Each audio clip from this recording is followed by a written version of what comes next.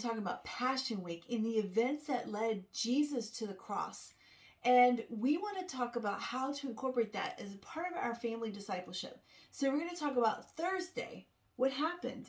Yes, on Thursday of Holy Week, Jesus celebrated the Passover meal with his disciples. This is a meal that celebrates the Israelites being rescued out of Egyptian slavery in a miraculous fashion when God sent a series of plagues on Egypt to impress upon the Pharaoh to let them go, but he would not. So God sent the final plague that would definitely make an impression by killing the firstborn of everyone who did not have the blood of an unblemished lamb over the door for the angel of death to pass over this house.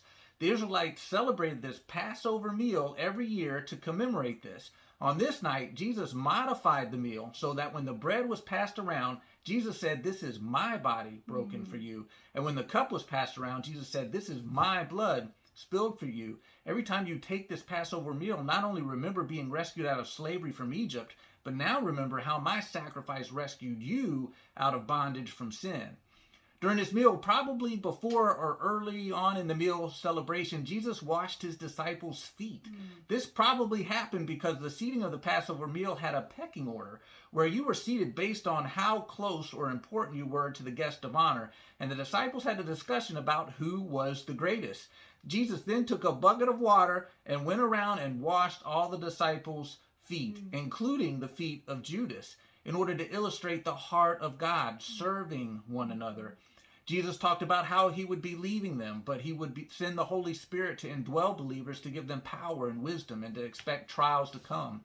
During this meal, Jesus pointed out that Peter would deny Jesus 3 times and that Judas would betray him and dismissed him to do what he needed to do. They then sung a hymn and went back to the Mount of Olives to stay for the night. Here's where Jesus took his most closest disciples, Peter, James, and John, and went off by himself to pray as they kept watch. Jesus prayed an agonizing prayer as he prepared to die for the sins of the world.